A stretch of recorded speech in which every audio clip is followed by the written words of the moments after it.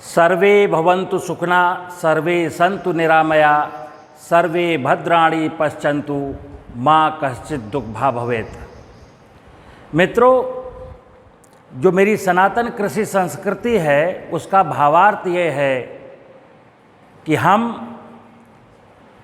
इस भूमंडल पर रहने वाली अनेकानेक जड़ जगत एवं चेतन जगत की इकाइयों का ख्याल रखेंगे। क्योंकि जैसा कि आप जानते हैं कि हमारे जीवन की संपूर्ण बागडोर प्रकृति की व्यवस्था के अधीन ही है और खेती जीवन का एक अंग है। भूख लगेगी, भोजन की ज़रूरत होगी तो खेती करनी पड़ेगी। 200-300 साल पहले ये वर्तमान में जो आधुनिक कृषि की तकनीकियां हैं ये 200-300 साल पहले नहीं थीं और तब हमारे जीवन में आनंद था, खुशियां थीं, उल्लास था। आज जब भारतवर्ष की कृषि की बात करते हैं तो 1960 के दशक में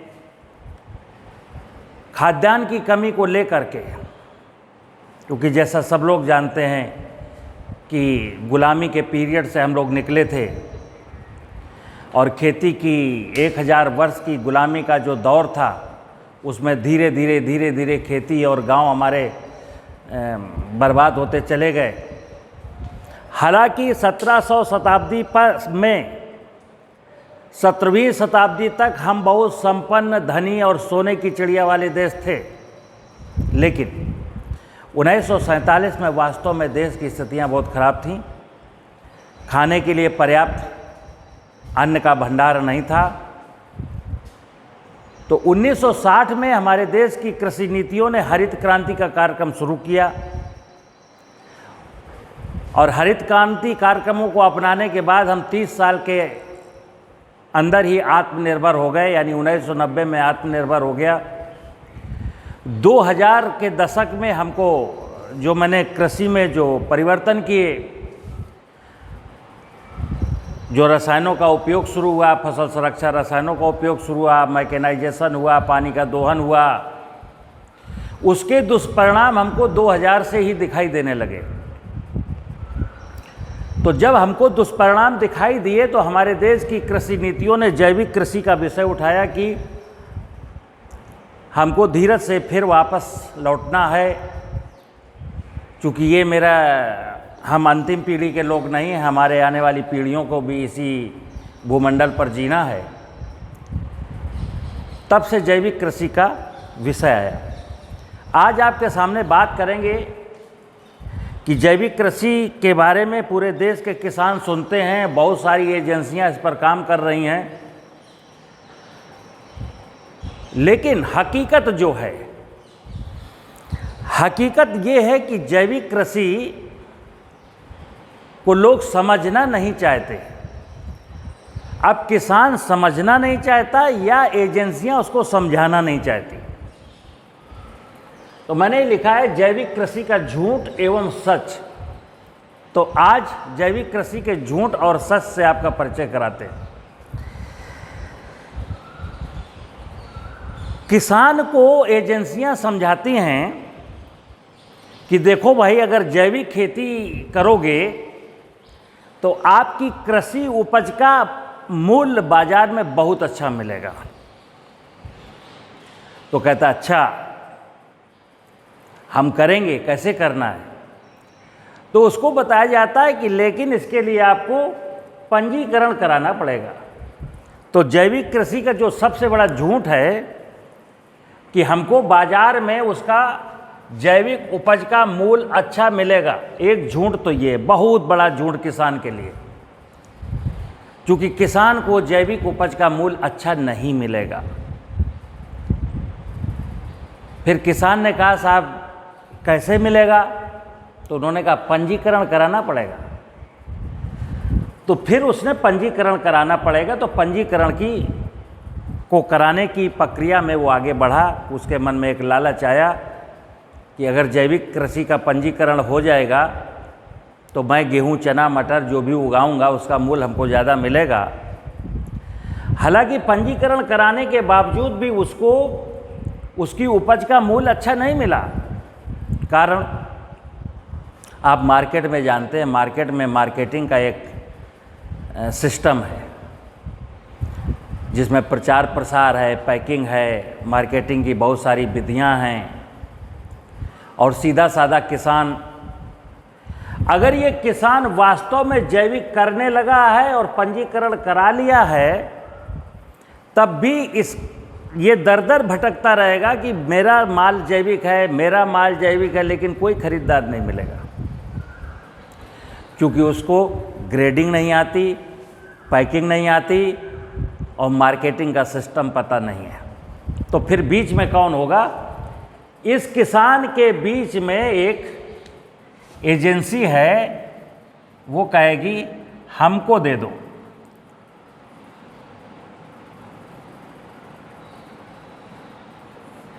एक एजेंसी आएगी और वो अगर पंजीकरण है तो वो केवल पंजीकरण देखता है और माल खरीद लेता है।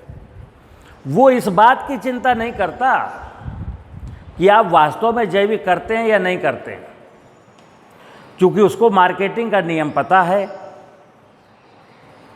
और वो आपका माल बेच देगा क्योंकि उसके पास रजिस्ट्रेशन है। अब देश में जो जैविक कृषि परवान नहीं चढ़ रही, उसके पीछे का कारण सिर्फ यही है कि हम किसान को ये झूठ बोल करके जैविक खेती करा रहे हैं। जिस व्यक्ति ने, चाहे सरकारी एजेंसी हो, चाहे एनजीओ हो, चाहे कोई भी एजेंसी हो, केवल जैविक खेती की बात करके उसका रजिस्ट्रेशन करा देना, बस यहीं तक। अभी वो जैविक खेती कैसे होगी उसकी ABCD नहीं जानता। और एक्चुअल क्या है कि जैविक खेती के बारे में जो लोग, जो एजेंसियां किसानों को समझा रही, हकीकत ये है उनको भी जैविक कृषि की ABCD नहीं मालूम है। तो ये चल रहा है जैविक खेती का, तो ये झूठ है, इसीलिए लोग आगे नहीं आ रहे। लेकिन ये तय है मित्र कि रासायनिक कृषि के जो दुष्परिणाम हैं वो अब बहुत दिन तक हम नहीं झेल पाएंगे और उन दुष्परिणामों से बचने के लिए हमें जैविक खेती या प्राकृतिक कृषि की ओर आगे तो आना है।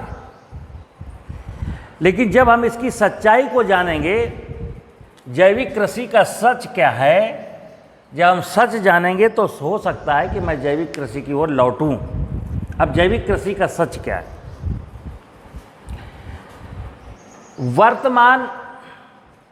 क्या वर्तमान रासायनिक कृषि ठीक नहीं है? एक क्वेश्चन है नीति निर्माताओं से, कृषि वैज्ञानिकों से, प्रसार कार्मिकों से, या जो लोग जैविक कृषि को प्रमोट करना चाहते हैं उनसे। क्या वर्तमान की जो रसायन आधारित कृषि है वो ठीक नहीं है? दावे के साथ बोलिए, दमदारी के साथ बोलिए कि ये ठीक नहीं है। आप बात समझ में आई?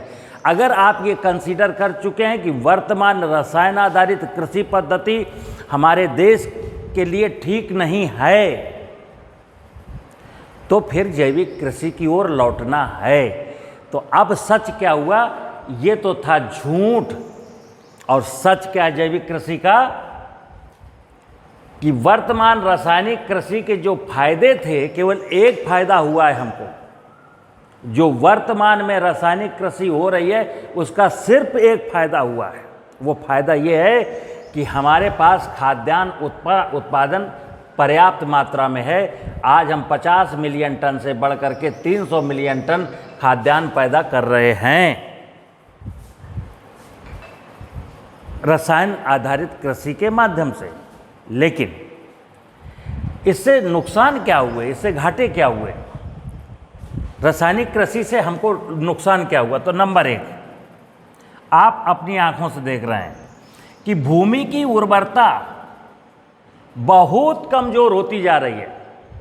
यानी कि 1% जिस जमीन में 1% ऑर्गेनिक कार्बन होना चाहिए 1%, वो आज 0.3% बचा है। और जैसा कि सब लोग जानते हैं कि निरंतर खेती करने के लिए निरंतर हमें बीज तो ज़मीन पर ही बोना पड़ेगा, और ज़मीन की उर्वरता में कमी आती जा रही है, और इसीलिए हमको रसायनों की डिमांड बढ़ती जा रही है।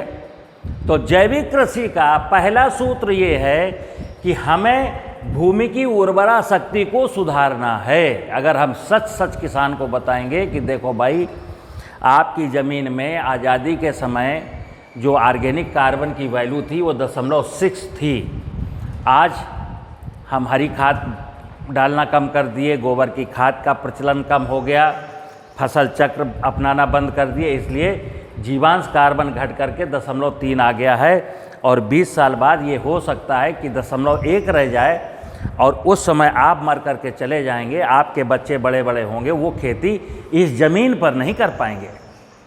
उसको हो सकता है समझ में आए। दूसरी चीज, भूगर्भ जल स्तर, जो वर्तमान में मेरी कृषि का तौर तरीका है फसलों के उगाने का, भूगर्भ जल स्तर जो 30 से 40 फुट पर हुआ करता था, आज वो 200 से 150 और अधिक, यानी बहुत नीचे खिसक गया। कारण कि ज़मीन की फर्टिलिटी कम होने से भूमि की जो वाटर होल्डिंग कैपेसिटी थी वो कम हुई, और फसलों की पानी की डिमांड बढ़ी। हमने नकदी फसलों का एरिया बढ़ाया और नीचे से पानी निकाला, तो ये भूगर्भ जल स्तर धीरे धीरे नीचे जा रहा है।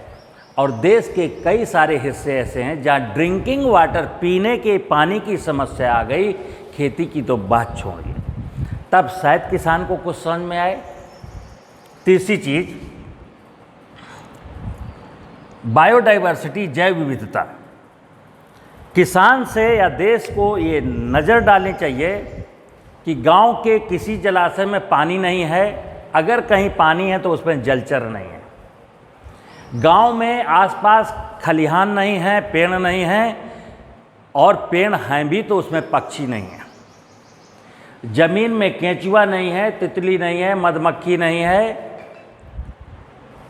सांप मर गया, बिच्छू मर गया, लोमड़ी, खरगोश, हिरन, सब कुछ खत्म हो गया, और जो बचा है उसको हम मारना चाहते हैं। तो ये ध्यान रखिए कि परमात्मा ने जो 84 लाख योनियों की रचना की थी, वो सारी की सारी योनियां हमको सपोर्ट करती हैं। तो हमें बायोडाइवर्सिटी को बचाना है। चौथी चीज़ है कि भोजन की गुणवत्ता बहुत खराब हो गई। पहली गुणवत्ता तो टेस्ट है, टेस्ट वैल्यू ख़त्म। अब वो सब्जी में या रोटी में या दाल में या चावल में वो टेस्ट नहीं है जो आज के 40-50 साल पहले हुआ करता था। अब टेस्ट क्यों नहीं है? कि ज़मीन का स्वाद खराब हो गया। टेस्ट आएगा भूमि में ऑर्गेनिक कार्बन से। अब जिस ज़मीन में ऑर्गेनिक कार्बन कम हो गया, फसलों को बढ़ाने के लिए, उपज को अधिक प्राप्त करने के लिए मैं क्या देता हूँ? Nitrogen, phosphorus, potash. ना लोहा है, ना मैग्नीज है, ना कापर है, कुछ नहीं है। ज़मीन में और सारे पोषक तत्व कम हो गए, तो उसका स्वाद भी खराब है। और ये जो रासायनिक फसल सुरक्षा रसायन हम दे रहे हैं, वो फसल सुरक्षा रसायन भोजन को जहरीला कर रहे हैं। तो हमें भोजन की गुणवत्ता को सुधारना है, तो जैविक खेती की ओर लौटना पड़ेगा। अगली चीज़ है, किसान को समझाना है कि पहले आप इलाज में, आपके परिवार में इलाज के नाम पर 50 साल पहले पैसा खर्च नहीं होता था। आज प्रतिवर्ष प्रत्येक परिवार में 10,000, 20,000, 25,000, 50,000 रुपये बीमारी के इलाज में जाता है। क्यों? क्योंकि हम जो भोजन खा रहे हैं उसमें रसायनों की मिलावट है। अगर ये बात हम किसान को समझाते हैं तो हो सकता है उसको समझ में आए। दूसरी बात, किसान को ये कहा जाए कि भाई तुम्हारी देखो फसलों की उत्पादन लागत बढ़ गई है, तो स्वीकार करता है कि जी बाबूजी बढ़ गई है। और साहब इतनी बढ़ गई है कि खेती में जो लागत का और आमदनी का जो रेशियो था वो बहुत घट गया। पहले 20 रुपये लगा करके 100 रुपये पैदा होते थे और आज 80 रुपये लगा करके 100 रुपये पैदा होते हैं। तो लागत का और फायदे का जो बीच का रेशियो है वो बहुत कम हो गया। ये जब 50 मिलियन टन मेरे यहाँ होता था तो लागत 0 थी। आज 300 मिलियन टन है तो 250 मिलियन टन की तो लागत है। फायदा क्या हुआ? बेशक देश के पास खाद्यान्न की कमी नहीं है, खाद्यान्न बहुत है, लेकिन जब किसान की बात करते हैं, जब आम जनमानस की बात करते हैं, तो भोजन तो मिल रहा है, लेकिन भोजन हमारे शरीर में बीमारी पैदा कर रहा है, मेरी प्रकृति को बर्बाद कर रहा है, मेरी बायोडाइवर्सिटी को नष्ट कर रहा है, मेरा भूगर्भ जल को लूटा जा रहा है।